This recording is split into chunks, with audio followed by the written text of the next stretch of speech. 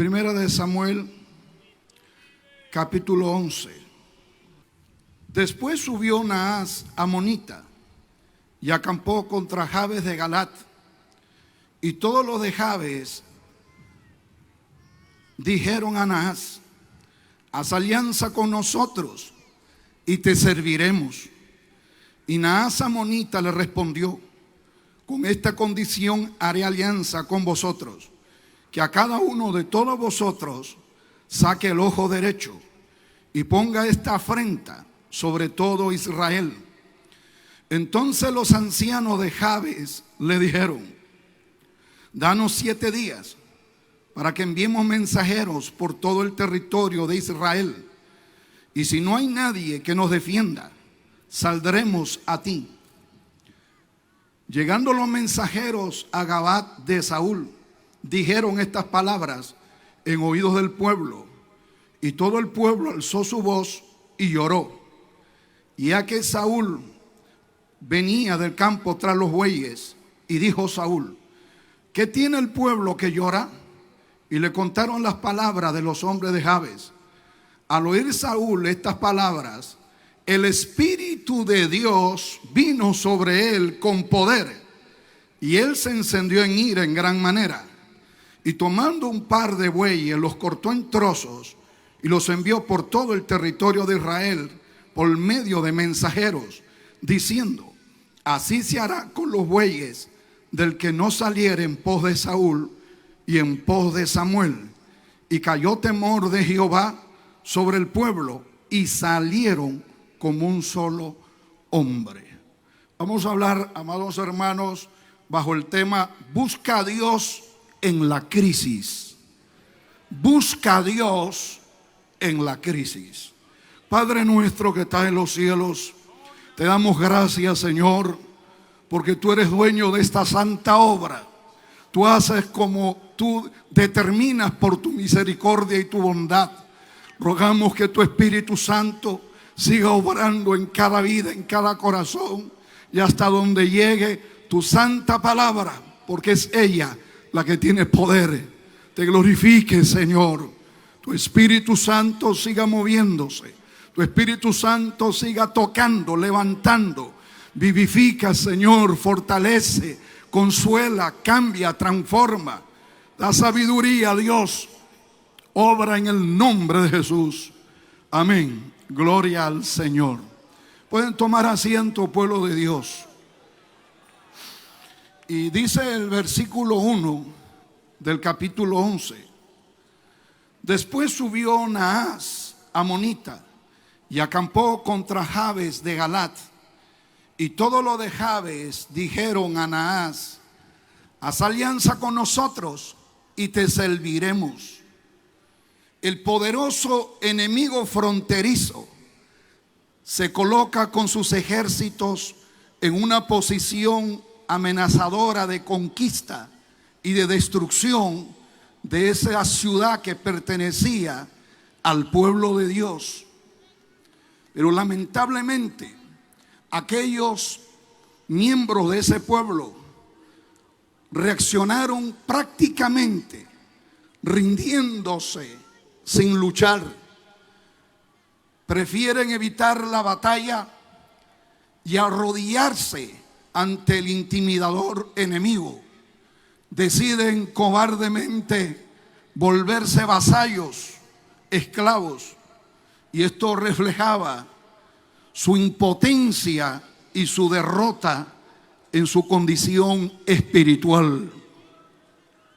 El enemigo amonita de la región de los cananeos habitaba en tierra limítrofe con el pueblo de Dios, el pueblo de Israel, en este caso con la zona de Galat, y se ubican en posición de guerra. Era la fuerza militar de una nación extremadamente poderosa que estaban mirando con una ambición terrible a esta pequeña ciudad, a este pequeño pueblo que pertenecía al pueblo de Israel, al pueblo de Dios de aquellos tiempos. Pero las autoridades de este pueblo, de esta ciudad no actúan como debieron actuar los hijos de Dios en esta crisis, sino que se llenan de espanto, se llenan de miedo, de angustia, de desesperación, y ellos mismos son los que se acercan al invasor que venía para hacer una propuesta y decirle: nos rendimos, nos entregamos, nos doblegamos, pero que no haya guerra, que no haya batalla. Hermano, nunca los hijos de Dios se portan así. Nunca el pueblo de Dios actúa de esa manera. Una persona que tiene a un Dios vivo, un pueblo que tiene un Dios vivo, jamás va a negociar con el enemigo. Jamás se va a dejar manipular ni intimidar, sino que se va a parar firmemente para enfrentar semejante amenaza. El enemigo no está amenazando a toda la nación, porque conocían por su servicio de inteligencia que no había una verdadera unidad dentro del pueblo de Israel, que había como islas. Y entonces dicen: si nosotros atacamos a este pueblo de Galat, nadie lo va a defender y va a ser una presa fácil para acabar con ellos. Es que el enemigo prefiere siempre astutamente atacarnos por separado, no cuando estamos unidos, y menos cuando estamos en armonía. Y cuando estamos más cerca a su territorio o a su alcance o aislado de los demás, es cuando el enemigo dice: a este me es más fácil conquistarlo, invadirlo, derrotarlo, arruinarlo. Si el enemigo te ve débil y asustado, ¿sabes cómo te va a tratar? Como una presa, porque te ve así, porque tú te sientes que eres una presa, te sientes que eres débil, te sientes que no puedes, te sientes que no hay solución, te sientes que no hay salida. Pero hay un Dios todopoderoso, más grande que el universo, que te dice que confíes en Él, que te dice que te apoyes en su poder, que te dice que Él tiene toda la fuerza para aplastar cualquier fuerza antagónica o contraria. Muchos no entienden que estamos en una guerra espiritual desde el momento que nos convertimos en hijos de la luz. Es por esto que debemos de estar siempre alertas y preparados, armados y dispuestos, porque la fuerza de las tinieblas en cualquier instante nos van a atacar. No podemos vivir como que Satanás ya se retiró, como que los demonios se han vuelto mansos. No, estamos en guerra. Pueblo de Dios, estamos en guerra. Pastores, estamos en guerra. Presbíteros, estamos en guerra. El enemigo está mirándonos, nos está siguiendo los pasos, nos está acechando. Él nos va a atacar, viene con una fuerza terrible. Por eso que hay que estar esperándolo, preparado, con todas las armas que Dios ha dispuesto a su pueblo, con el poder del Espíritu Santo, con el poder de la palabra de Dios, con el poder de la sangre de Cristo, con el poder del nombre que es sobre todo nombre, el nombre de Jesucristo. Este pueblo que estaba limítrofe a los enemigos, ellos debieron percatarse de eso, que la amenaza estaba ahí, que el enemigo estaba cerca. Y hay que reconocer la amenaza de los enemigos espirituales, que son una peligrosísima realidad que no podemos ignorar. Dice la Biblia que Satanás anda cual león rugiente buscando a quien devorar. Satanás y la fuerza del mal quieren que nosotros bajemos la guardia, que dejemos de velar, que pareciera como que no vamos a ser atacados en cualquier momento. Pero hermano, eso es una fantasía. El enemigo está suelto. Satanás y sus legiones demoníacas nos aborrecen y quieren invadir, así como los amonitas quieren invadir, quieren destruir y posesionar. Número 1, nuestras personas. Número 2, nuestros matrimonios. Número 3, nuestras familias. Número 4, nuestros hijos. Número 5, nuestras iglesias, nuestros ministerios, nuestras naciones. El enemigo quiere meterse. El enemigo quiere entrar para hacer pedazos. Él quiere anular nuestros buenos principios. Él quiere corromper nuestros valores cristianos.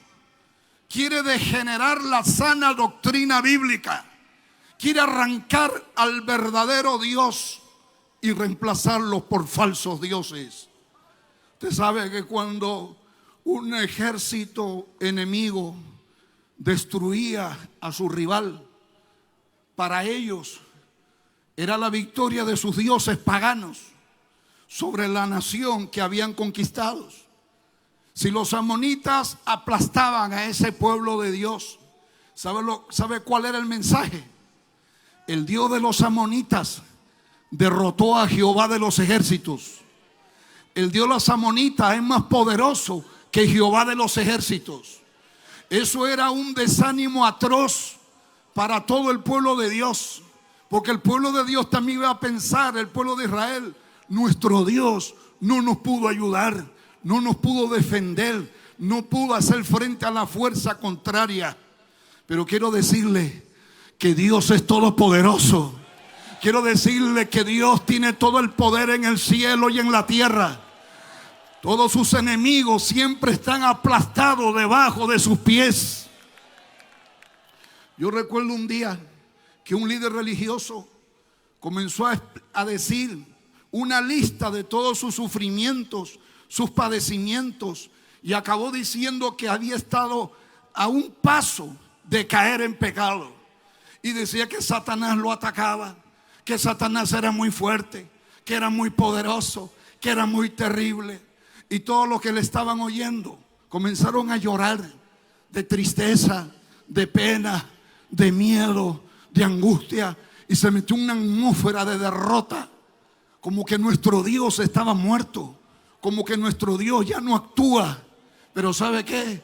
De repente descendió el Espíritu de Dios en un joven que estaba ahí, y Dios comenzó a hablar por el don de profecía. ¿Y sabe lo que decía Dios? Yo soy un Dios grande. Soy un Dios grande, grande, grande, grande.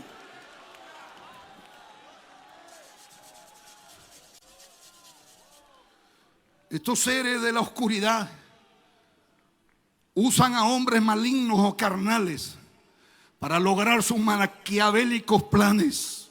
En aquellos tiempos el pueblo de Dios, el pueblo de Israel, enfrentaba a enemigos físicos sobre todo. También enfrentaba a fuerzas de las tinieblas. Pero ahora la iglesia, sobre todo nuestra guerra, es una guerra espiritual, con ejércitos espirituales reales, con personajes reales. Yo recuerdo, amados hermanos, que un día un joven me dice: pastor, ore por mí. Yo dije, está bien, y me puse a orar. Y de repente el joven comenzó a angustiarse. Yo le dije, ¿qué pasa? Que cuando usted me habla siento algo por dentro que me araña. Y seguí hablándole, y de repente su voz se transforma en una voz gruesa. Sus ojos se volvieron rojos como la sangre, y yo vi que de su cuello salió como un puño hacia afuera. Y se manifestó el demonio dentro de este muchacho. ¿Y sabe lo que me dijo el demonio? Yo soy el principal de esta ciudad.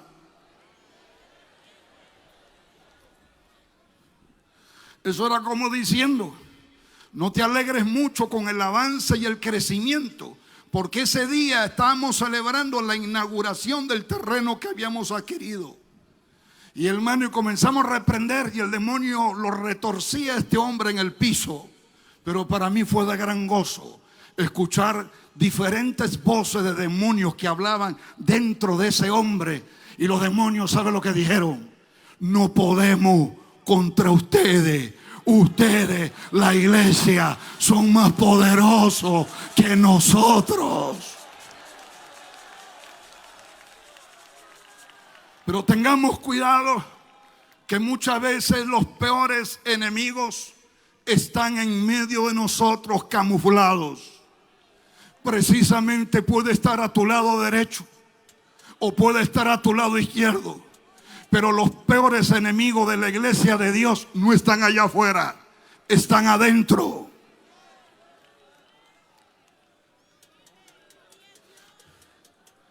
Hermano, no podemos hacer en ninguna manera alianza con los amonitas, es decir, con los malos, ni con lo malo, ni con el mundo, ni el pecado, ni los demonios, ni ceder un milímetro a sus costumbres, presiones e intimidaciones.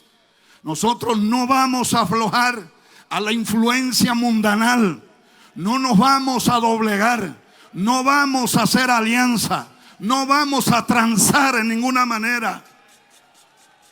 No podemos tolerar que la fuerza del mal nos seduzcan, ni tampoco acobardarnos dejándonos pisotear, presionar, coaccionar, aunque humanamente seamos más pequeños y débiles ante ellos.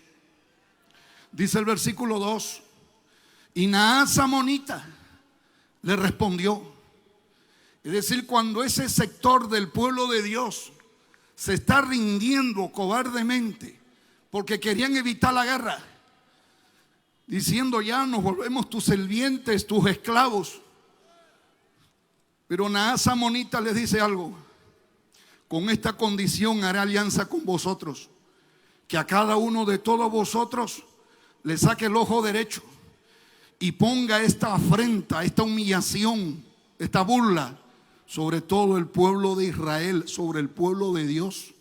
Iba a ser la ciudad de los tuertos, la ciudad de los ciegos, la ciudad de los mutilados, la ciudad de los derrotados. Amado iglesia, nosotros no podemos aceptar las sucias, negativas y dolorosas condiciones que el enemigo nos quiere implantar. Tampoco ceder a sus tentaciones, a sus sobornos placenteros, ofreciéndonos diversiones, riquezas, poder, grandeza, porque el enemigo o te ofrece dulces o te ofrece sufrimientos con el fin de intimidarnos y hacernos aflojar. Pero si tú transas con el pecado, con el modernismo, el satanismo, el humanismo, el materialismo, el paganismo, con las políticas abortistas, con las ideologías de género, con el ecumenismo sutil, con el nuevo orden mundial del anticristo, con la apostasía de la sana doctrina cristiana, con la actual teología liberal de divorcios y de recasamientos. Si uno afloja ante esa guerra, ante esos amonitas que no solamente entran a matar, a destruir, a violar, a convertir a nuestros hijos en sus esclavos, a pervertir, sino a tumbar nuestros lugares de culto, a cerrar nuestras iglesias, a cambiar nuestra verdad bíblica. Por eso quieren invadir, quieren meterse. Que el Señor los reprenda. Si uno se deja que le saquen el ojo, si uno deja que lo dañen, ¿sabe lo que va a pasar? Vas a acabar mutilado, humillado. Te volverás espiritualmente un ciego, un cojo, un mudo. ¿Y para qué? Para que quedes impotente, desvalido, para enfrentar eficazmente la guerra espiritual. Yo trabajé un tiempo en el ejército en el área de seleccionamiento de soldados. Y yo revisaba y cuando había un candidato a soldado que era cojo, inacto, era ciego, inacto, era manco, inacto, y todos los que no tenían las condiciones de salud, inacto, porque una persona que tiene esos problemas, tiene una mutilación, no va a rendir en la batalla, no va a ir a ganar, va a ir a perder. Espiritualmente sucede igual.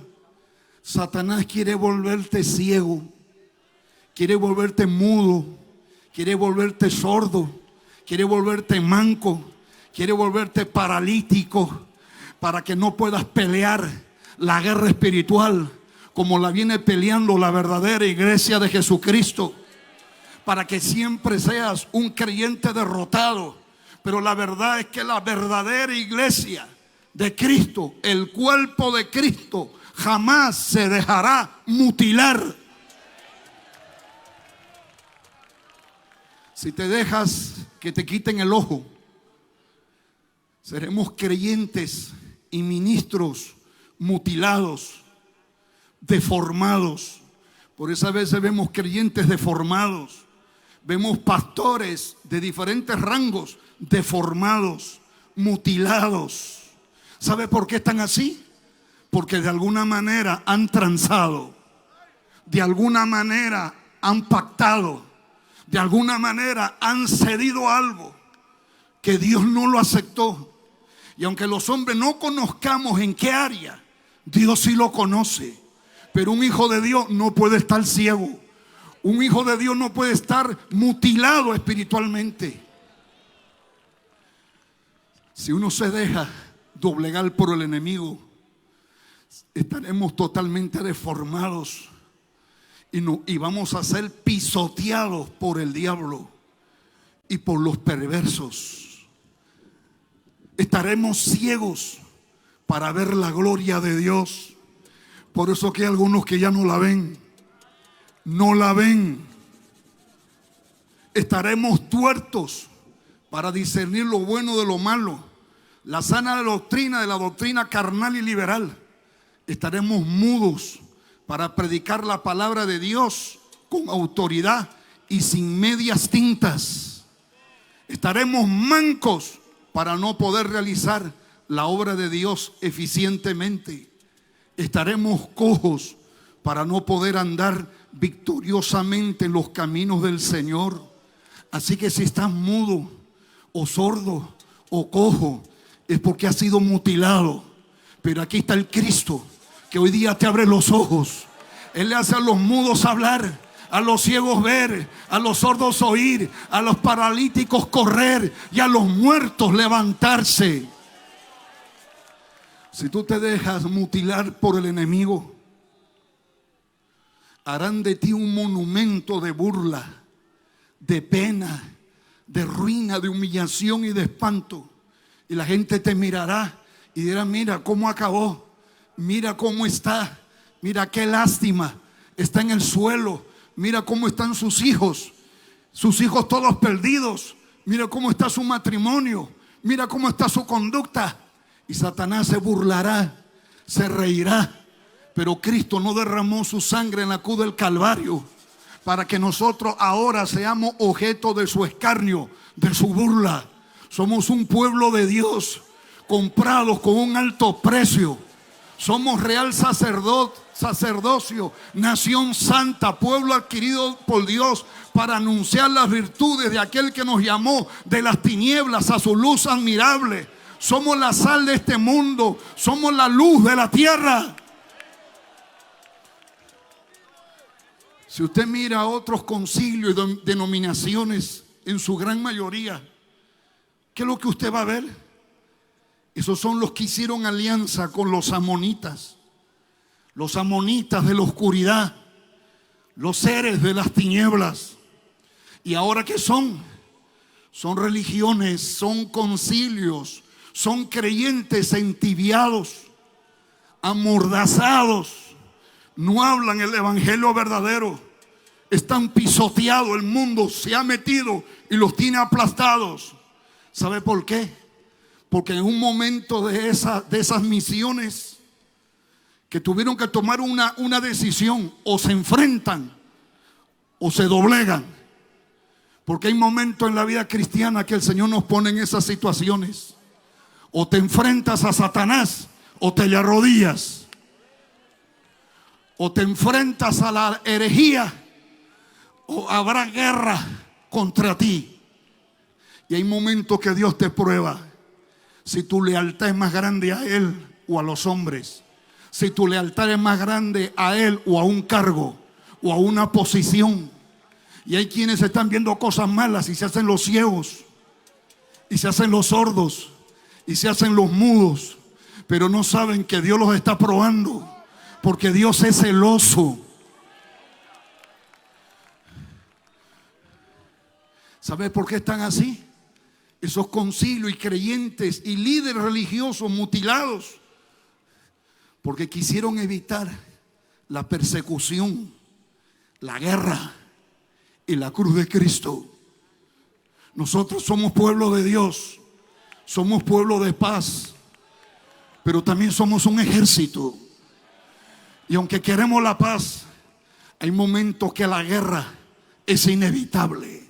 Hay momentos que el sudor, las lágrimas y la sangre es inevitable. Por eso que hay tantos mártires en el pueblo de Dios. Por eso nuestro capitán y comandante general, su cuerpo estaba cubierto de sangre y marcado con múltiples heridas. Por eso Juan Bautista le cortaron la cabeza. Por eso los apóstoles fueron martirizados y encarcelados. Porque ¿sabe qué? Ellos estuvieron dispuestos a pelear la guerra espiritual y no doblegarse ante las presiones.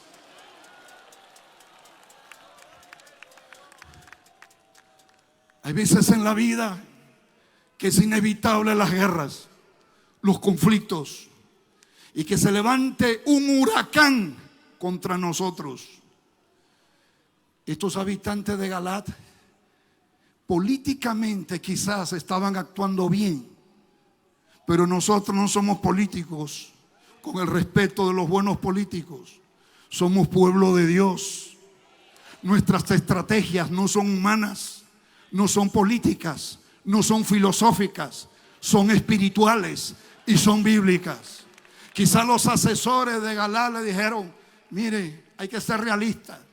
Las tropas amonitas son poderosísimas. Aquí no hay ni siquiera buenas tropas. Si vamos a la guerra nos van a aplastar. Así que lo que queda es negociar. Lo que queda es buscar un arreglo, porque nos van a hacer pedazos. Pero Dios no dice eso. Dios dice: tú eres mi hijo, tú eres mi pueblo, tú no te puedes postrar ante el enemigo. Yo soy tu Dios, el que te levanta, el que te fortalece, el que te hace prevalecer. Y pelearán contra ti, pero no te vencerán, porque contigo estoy yo para ayudarte y defenderte. La iglesia de Cristo es el ejército más poderoso que hay sobre la faz de la tierra. No tiene por qué mendigarle a ninguna fuerza contraria. Vamos a buscar la paz, dijeron. Los asesores dijeron: hay que buscar la paz, hay que pacificar, hay que buscar una salida sabia. Y ahora a la cobardía le dicen sabiduría, y a la cobardía le dicen prudencia. Pero ¿sabe qué? El precio de la paz con algunos malvados no debe ser traicionar al Señor y su santa palabra, ni volvernos títeres cobardes y serviles de los opresores de la oscuridad. Somos siervos de Dios, pero no somos serviles. Servimos a Dios, pero no somos serviles de los hombres ni los demonios, porque un hijo de Dios solo se postra ante el Rey de Reyes y Señor de Señores. Versículo 3 dice: entonces los ancianos de Jabes le dijeron: danos 7 días para que enviemos mensajeros por todo el territorio de Israel.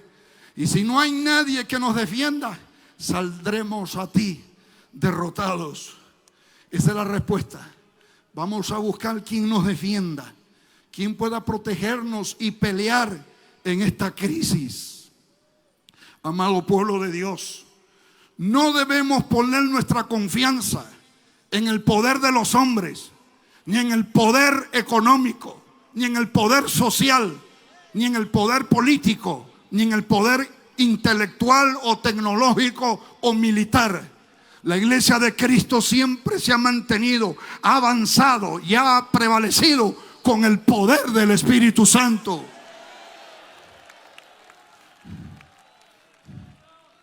Cuando estés en problemas, en tempestades, en angustias, en crisis, en enfermedades, en sufrimientos diversos, mira hacia arriba. Mira hacia arriba. Porque el cielo no está vacío.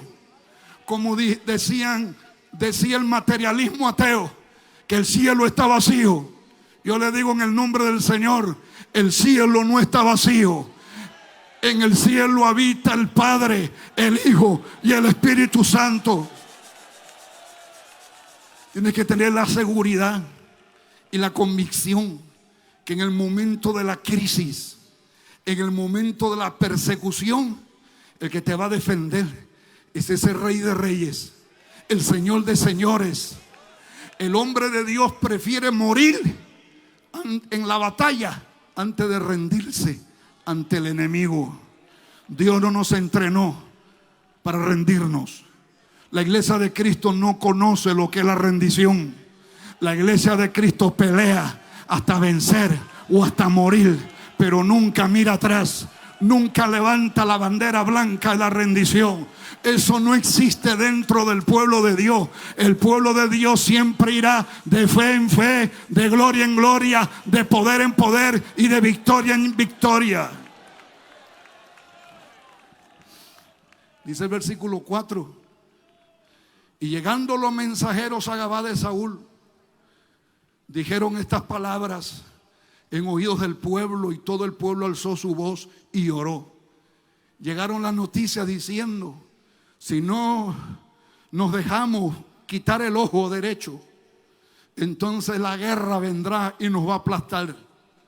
Y cuando el pueblo escuchó eso, el pueblo lloraba, porque el enemigo quería sacarle el ojo a los hombres, a las mujeres, a los niños, a los ancianos, a los adolescentes, a las esposas, a todos.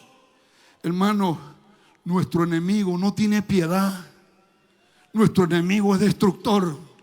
Nuestro enemigo nos aborrece. Quiere vernos descuartizados. Quiere vernos gritar en un infierno eterno.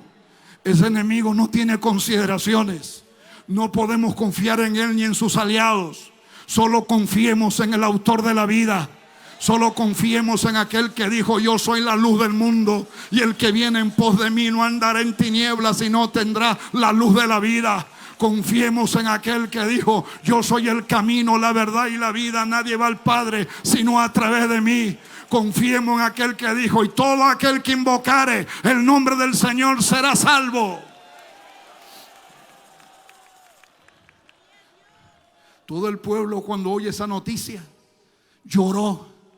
Eran cientos y miles llorando, gritando. Pero quiero decirle algo: cuando vienen las malas noticias a nuestra vida, noticias de tragedia, de muerte, de amenaza, como pueblo de Dios, mantengamos la calma, mantengamos la tenacidad, la madurez y la fortaleza, porque el enemigo bombardea nuestra mente. Y hay muchísimos cristianos en una angustia horrible, una desesperación terrible, un miedo, una pena, que eso lo lleva a males psíquicos, psicológicos. Pero quiero decirle que Dios está vivo. Dios está vivo. Su espíritu está en este lugar. Su presencia se mueve aquí. Aquí está el que abre la vista a los ciegos. Aquí está el que abre los oídos a los sordos. Aquí está el que levanta al caído, el que vivifica al moribundo, el que da sabiduría al entorpecido. Todo el pueblo lloraba. Todos lloraban, pero no todos lloraban igual. Porque no todos los que lloran con la misma clase de llanto. Y quiero hablarles que hay 3 clases de llanto.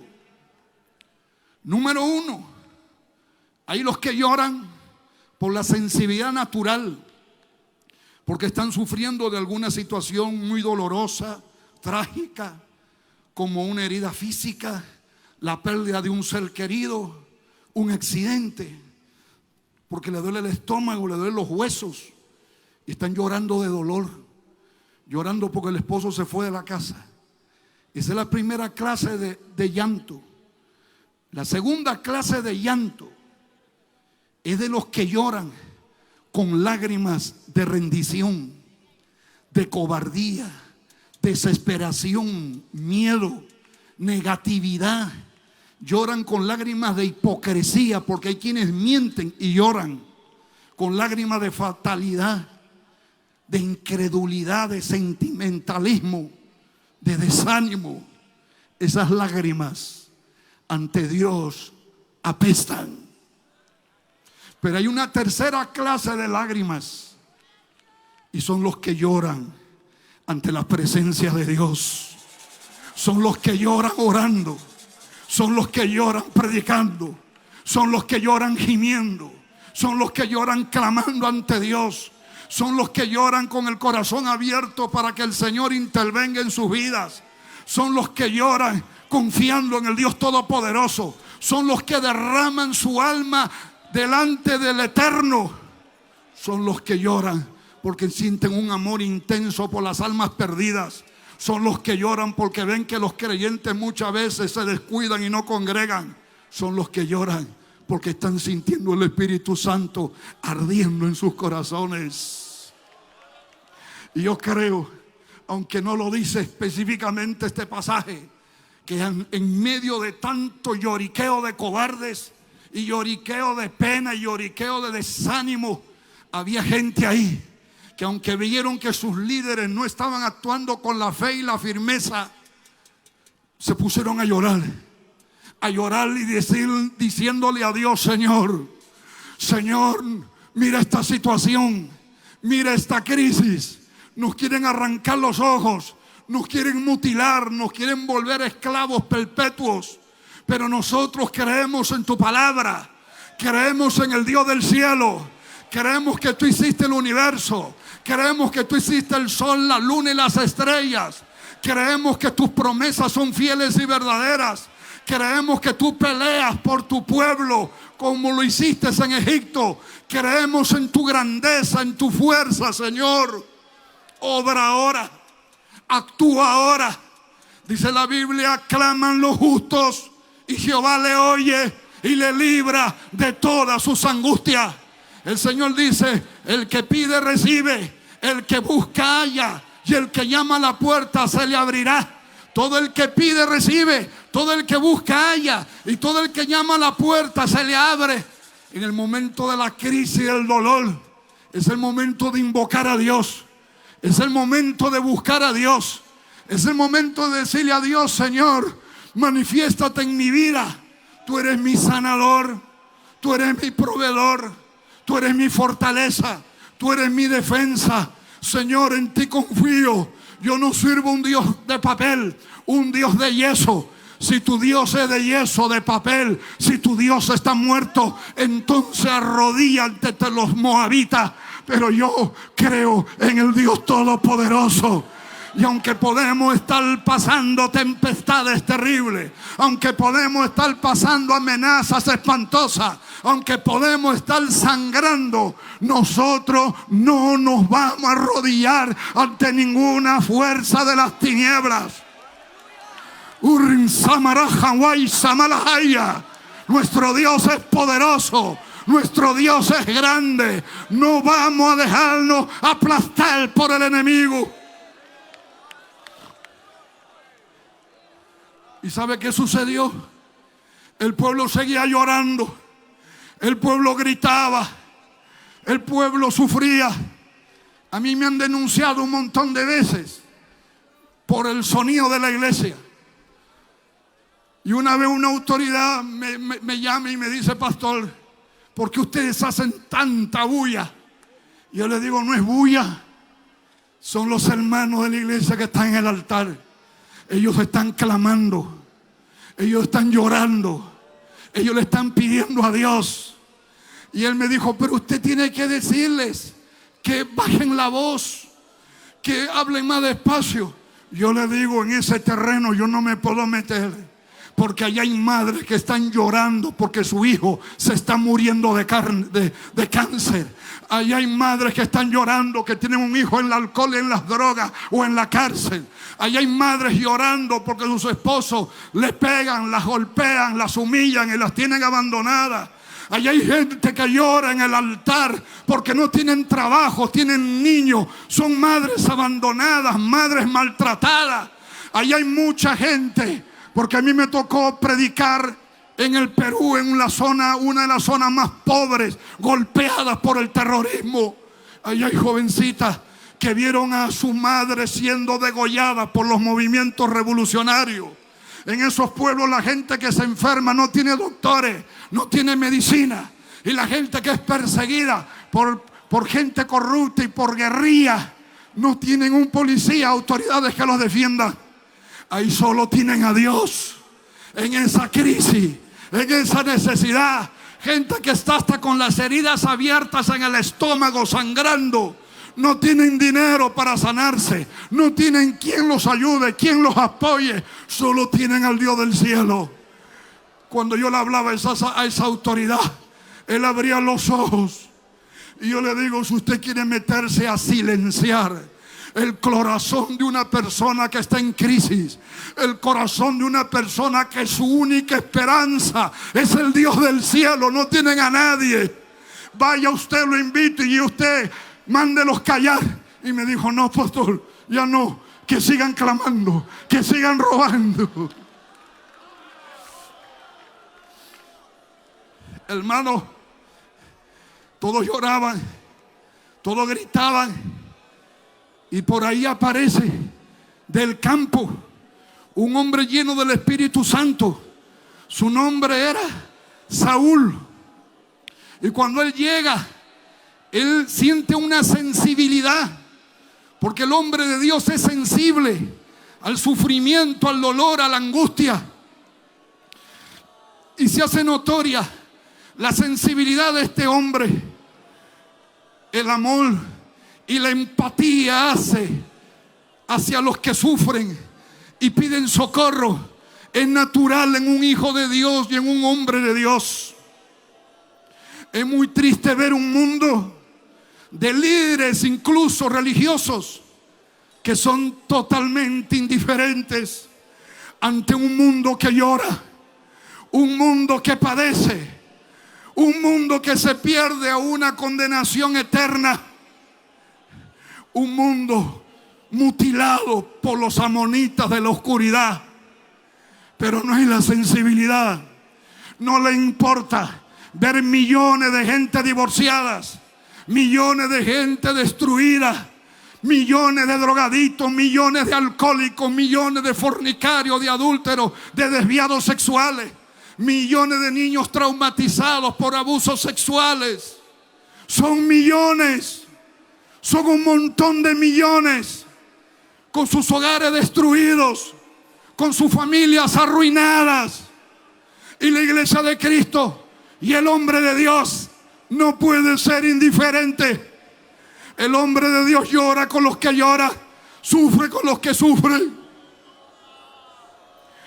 Al oír Saúl estas palabras, el Espíritu de Dios vino sobre él con poder, porque es en los momentos de crisis que desciende el Espíritu de Dios. El Espíritu de Dios es verdad que se manifiesta cuando estamos en las convenciones cantando, alabando, pero es especialmente en los momentos terribles, en los momentos de persecución y de dolor, que el Consolador se manifiesta. Ese es el poder de Dios, esa es la investidura de poder. Y dice que el Espíritu desciende sobre él y él se encendió en ira santa. en celo santo. Él no sintió miedo. Él no sintió el deseo de negociar o de transar, porque no era él el que estaba reaccionando. Era el Espíritu de Dios en él el que estaba reaccionando. Y muchas veces nosotros en los problemas reaccionamos mal, porque la reacción es de nosotros. Pero el que tiene que reaccionar en las tempestades, en las crisis, es el Espíritu de Dios en nosotros.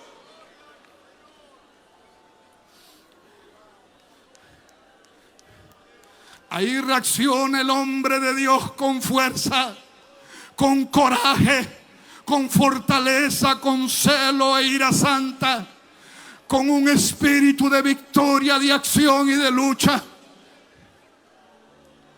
Qué triste, hermano, se ve por doquier aparentes hijos de Dios que ante el pecado rampante y la obra de Satanás infiltrándose en sus casas o iglesias, viendo, actúan con pasividad, con apañamiento, con indiferencia, con conformismo ante los lobos, queriendo y devorando a las ovejas.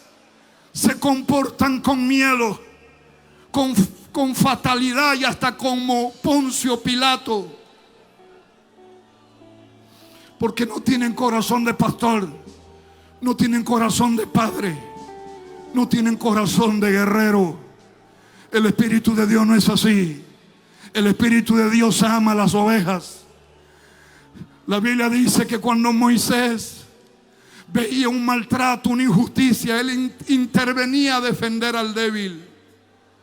La Biblia dice que cuando David veía que el oso, que el león se llevaba un corderito, él veía la escena típica del abusador aplastando al débil. Y David estaba lleno del Espíritu de Dios y él dijo: no me puedo quedar así. Aunque ese oso, ese lobo me puede matar, pero yo no puedo dejar que el lobo se lleve a la oveja. Cuando un pastor, cuando un cristiano tiene el Espíritu de Dios y ve que a su hermano, a su compañero, le están haciendo injusticia, le están haciendo maltrato, le están haciendo abuso, no es como los cobardes que dicen: no me puedo meter a defenderte aunque sé que eres inocente, porque quien está contra ti es uno poderoso. El día que el Espíritu de Dios te llene, no le vas a tener miedo a los lobos, a los osos, a los gigantes, para defender a los más débiles.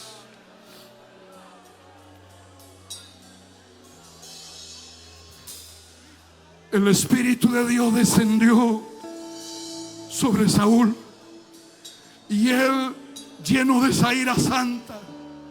¿Cuál era la problemática en el país? Que las ciudades no estaban debidamente unidas. Cada quien veía por su problema. No había la debida unidad y armonía. Y cuando no hay la debida unidad y armonía, y cada pueblo, cada ciudad, cada país dice: mi problemática es la de aquí, no tengo que ver la de allá. Y puede ser que una nación que está a tu lado necesita socorro, necesita ayuda, necesita respaldo. La fuerza del mal, los amonitas, están queriendo destrozar esa nación. Pero hay quienes dicen: no es mi problema, cada nación con su nación. Pero eso no es así. La obra de Dios no tiene nacionalidades. La obra de Dios es una sola.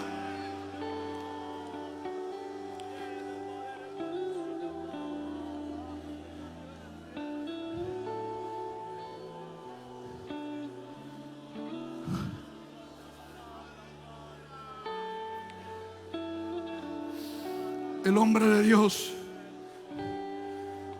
el siervo del Señor, lleno del Espíritu Santo, inmediatamente tomó la decisión y actúa.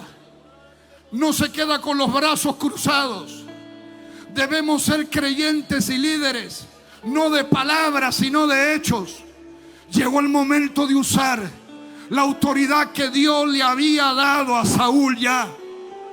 Llegó el momento de advertirle también a los compatriotas, a los del pueblo de Dios que estaban rebeldes e indiferentes, hablarle de las severas consecuencias que les vendrían si no ponen el hombro en el momento duro que estaba pasando el pueblo de Dios de Galaad.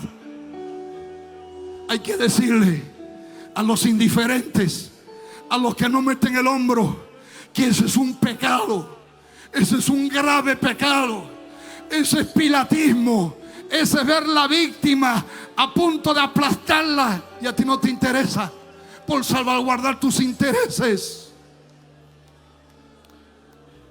Él hace una convocatoria para unirlo a todos, porque unidos lucharemos, unidos avanzaremos, unidos conquistaremos, unidos triunfaremos, porque las puertas del infierno no prevalecerán contra una iglesia unida. Y esa fue la estrategia del Espíritu Santo: unir al país, unir a todo el pueblo de Dios, todos unidos, todos armados. Y ahora vamos a defender al que está allá en la distancia, vamos a apoyar a ese que lo quieren desaparecer.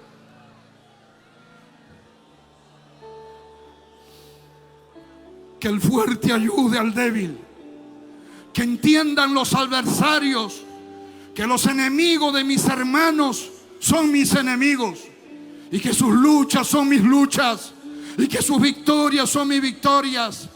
Que el enemigo sepa que si ataca a uno de nosotros, nos está atacando a todos, y que no le tenemos miedo. Recordemos que estamos entrenados por el guerrero Jesucristo.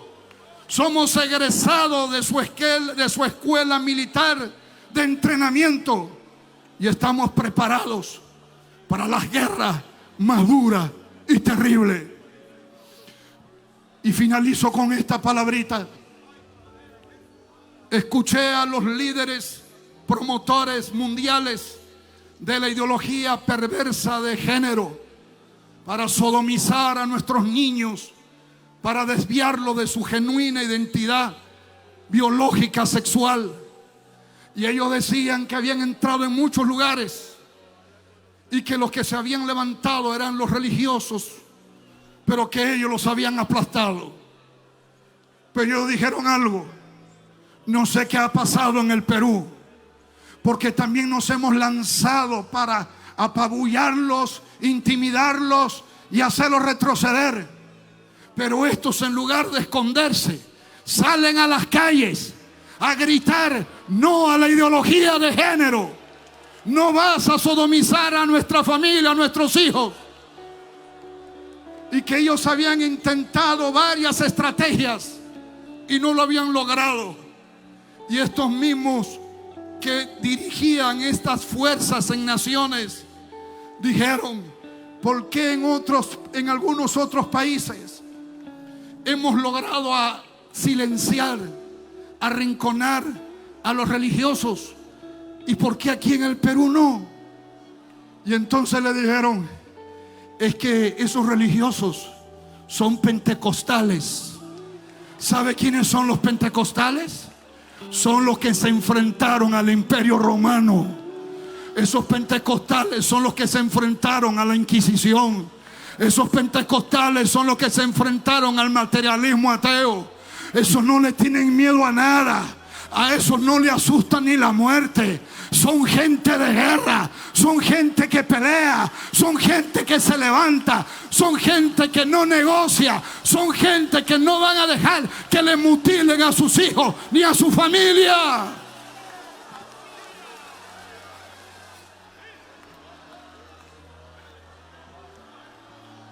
Levante su mano ahí, clámale a Dios, llora, llora como lloraron en la crisis los que estaban en Galaad. Llora, clama al Dios del cielo, clama al Dios todopoderoso, clama al Dios eterno, clama. Ahí viene la defensa, ahí viene la caballería, ahí vienen las legiones celestiales, ahí viene tu milagro, ahí viene la sanidad, Ahí viene la renovación. Ahí vienen las nuevas fuerzas. Ahí viene la gracia de Dios. Ahí viene el Espíritu de Dios.